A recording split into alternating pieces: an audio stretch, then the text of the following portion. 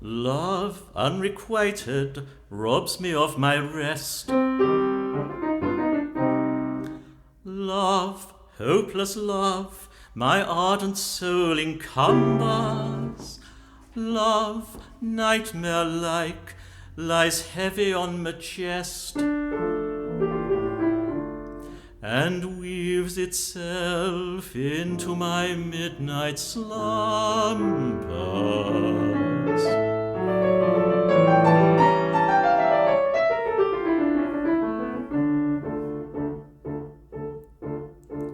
When you're lying awake with a dismal headache and repose is tabooed by anxiety, I conceive you may use any language you choose to indulge in without impropriety. For your brain is on fire, the bedclothes conspire of usual slumber to plunder you. First your counterpane goes and uncovers your toes, then your sheet slips demurely from under you.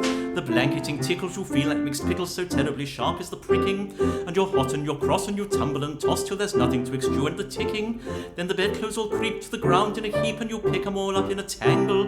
Next your pillow resigns and politely declines to remain at its usual angle. Well, you get some repose in the form of a doze with hot eyeballs and head ever aching, but your slumbering teems with such horrible dreams that you'd very much better be waking.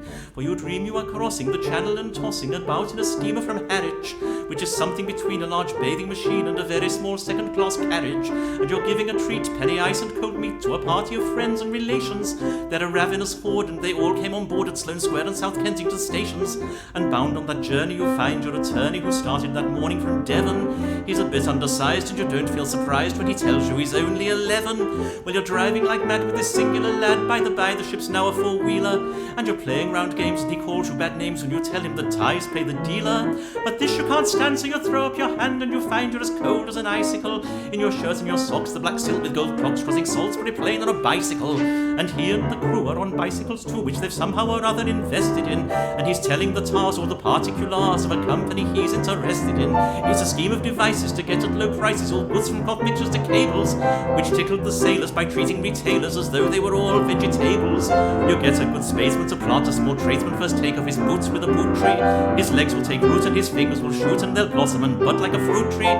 From the greengrocer tree you get grapes and green pea, cauliflower, pineapple and cranberries. The pastry cook plant cherry brandy will grant apple puffs and three-corners and cranberries. The shares are a penny and ever so many are taken by Rothschild and Baring, and just as a few are allotted to you, you awake with a shudder despairing. You're a regular wreck with a crick in your neck, and no wonder you snore, for your head's on the floor and you've needles and pins from your soles to your shins. Your flesh is a creep, for your left leg's asleep, you've cramp in your toes and a fly on your nose, and fluff in your lung and a feverish tongue and a thirst that's intense and a general sense that you haven't been sleeping in clover. But the darkness is past and it's daylight at last, and the night has been long, ditto, ditto my song. And thank goodness they're both of them over.